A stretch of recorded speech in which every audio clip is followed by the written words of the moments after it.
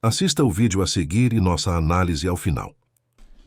A coluna vertebral que deveria sustentar toda essa narrativa do julgamento contra o Bolsonaro se chama Mauro Cid e as suas 11 delações.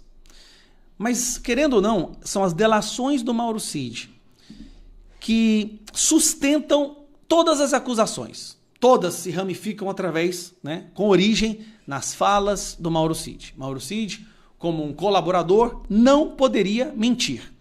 Porque caso ele minta em qualquer coisa, automaticamente toda a ação, todo o julgamento deveria ser anulado. Porque estão baseando na delação de alguém que comprovadamente mentiu. Dito isso, a Veja acaba de publicar uma matéria que com certeza, se fosse um país minimamente razoável, deveria tomar conta de todo o noticiário do Brasil. Que é esse aqui, ó. Provas obtidas por Veja mostram que Mauro Cid mentiu no STF sobre mensagens. Antes, eu quero te lembrar de um detalhe. Você se lembra quando o advogado do Bolsonaro estava fazendo algumas perguntas ao Mauro Cid e durante esse momento ele fez uma pergunta que na hora pareceu irrelevante, onde ele pergunta para Mauro Cid se durante o período que ele estava fazendo delação, se ele usou rede social ou de alguma forma se comunicou com alguém para falar sobre o processo. Ele disse que não, que ele entregou todos os seus telefones e os seus computadores.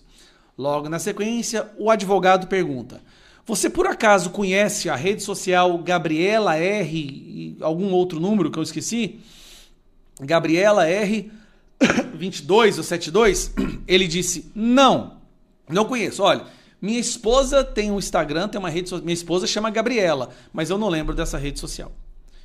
Agora nós vamos entrar na parte mais bombástica da notícia, que é essa daqui. Eu vou ter que ler essa matéria, porque é uma coisa tão grave que se eu falar alguma vírgula fora do lugar, a Polícia Federal vai estar na minha casa amanhã. Vamos lá. A defesa de Jair Bolsonaro nunca escondeu que uma das estratégias para tentar livrar o ex-presidente da acusação do golpe é desqualificar as revelações feitas pelo tenente-coronel Mauro Cid. O ex-ajudante de ordens fez um acordo de delação premiada e, em troca de benefícios, ajudou a Polícia Federal a montar o quebra-cabeça do suposto plano urdido no fim de 22, para anular as eleições, impedir a posse de Lula e manter o ex-capitão no poder. Na segunda, 9 e na terça, 10, o Supremo Tribunal começou a interrogar os 8 réus acusados de integrar o núcleo central da conspirata. Cid foi o primeiro a ser ouvido de uma maneira geral, repetiu boa parte do que havia dito. Em vários momentos, no entanto, sou tatibitante, nem conhecia essa palavra, ao narrar certas passagens e foi acometido por alguns estranhos lapsos de memória. Ao longo de quase 4 horas de depoimento, repetiu incontáveis vezes: não lembro, não recordo. E aqui, esta é uma das redes sociais, ou a rede social que Mauro Cid estava usando para conversar com uma pessoa próxima ao núcleo do Bolsonaro, falando sobre o que estava acontecendo. Vai lá. A pessoa disse: será que tudo que está lá ficou exatamente como você falou? Você conferiu? Ele disse: várias vezes eles queriam colocar palavras na minha boca e eu queria trocar. E eu pedia para trocar. Aí, você fez tudo no mesmo dia? São vários anexos, me conta como foi esse processo. Ele disse: foram 3 dias seguidos, um deles foi naquele grande depoimento sobre as joias. Acho que foram 5 anexos. Uma novidade capaz de provocar uma turbulência, na verdade não é turbulência, uma novidade capaz de anular, e deveria anular todo o julgamento, surgiu no final da audiência, quando um dos advogados de Jair Bolsonaro, Celso Vilardi, fez uma pergunta fortuita. Quero saber se ele fez uso em algum momento para falar da delação de um perfil no Instagram que não está no nome dele, indagou. Cid disse que não, o defensor do ex-presidente insistiu. Ele nunca usou o perfil de mídia social para falar com ninguém? Cid de novo garantiu que não. Conhece um perfil chamado Gabriela R702? Tentou mais uma vez o advogado. Cid, nesse momento, gaguejou. Esse perfil, eu não sei se é da minha esposa. E aqui estão as conversas deste perfil. Acho que é aqui que eu vou clicar para crescer. Cadê? Aqui, ó. Aqui, vamos lá. Vamos pegar as conversas. Toda hora queriam jogar para o lado do golpe. E eu falava para trocar, porque não era aquilo que tinha dito. Aí a pessoa perguntou: ameaçava? Se você não falar, o ministro não vai te soltar. Como era a pressão? Vamos pegar seu pai, sua esposa? Aí ele dizendo, eu contei uma história. Deve ter sido foda. No curso do FE deve ter sido melhor o que essa experiência. Eles queriam fazer rápido para me ajudarem a sair rápido. E os outros, o mais foda é sentir que eu estou ferrando todo mundo. Olha só o que o Mauro Cid está falando. Fruto de uma perseguição que eu não tive maldade, que iria acontecer. E eu fui bem claro lá. PR não iria dar golpe nenhum. Ele estava mal. Ele queria encontrar uma fraude nas urnas. Vamos trazer para cá. Ele já tem o objetivo dele. Aqui perguntando. E aquele papo que o Alexandre de Moraes manda tudo meio que pronto? Porque tudo é muito rápido. E ele respondeu. Ele já tem o objetivo dele. Ele já teve ter pronto a ordem de prisão do PR. Já deve ter pronto a ordem de prisão. Continuando. Ele já deve ter pronto a prisão, né? Não precisa de prova, só de narrativa. E quando falam de provas, metem os pés pelas mãos.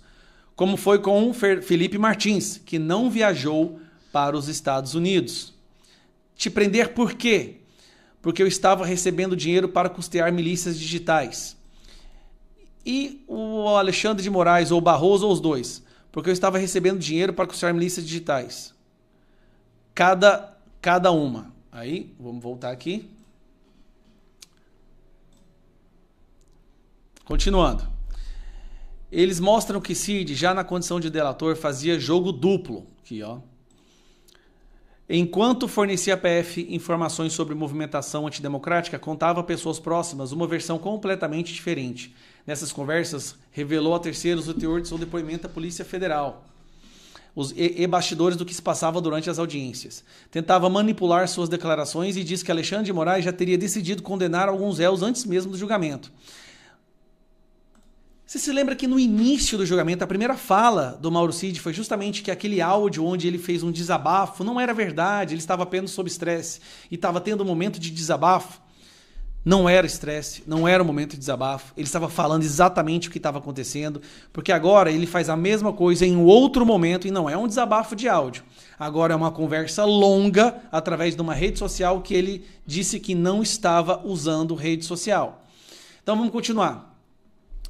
Há um problema adicional para o delator.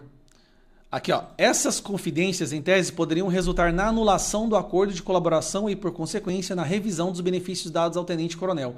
Há um problema adicional para o delator. Antes do início do interrogatório, Cid foi advertido por Moraes sobre a obrigação de falar apenas a verdade. Ao afirmar na sequência que não usou rede social, ele mentiu.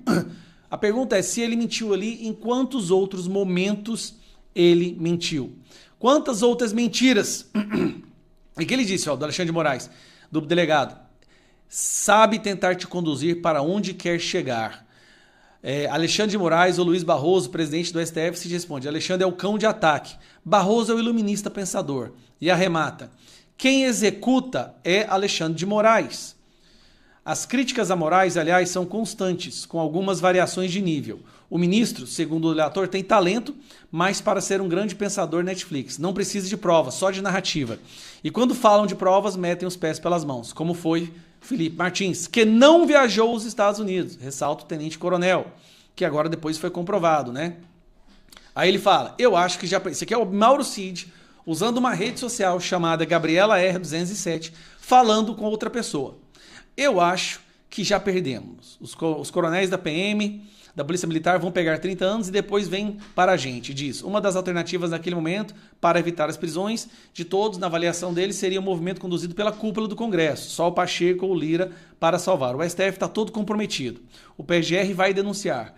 A outra alternativa vislumbrada era a ascensão de Donald Trump, que ele fala que se o Donald Trump chegasse, ele poderia fazer alguma coisa. Aí ele diz novamente, olha...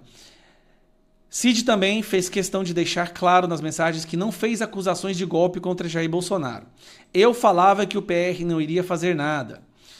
O delator fala do desejo de reagir a Moraes e das estratégias de defesa dos seus advogados, que ele considera inúteis. No final, todo mundo acha que não dará em nada. Só eu voltar para a cadeia junto com o PR.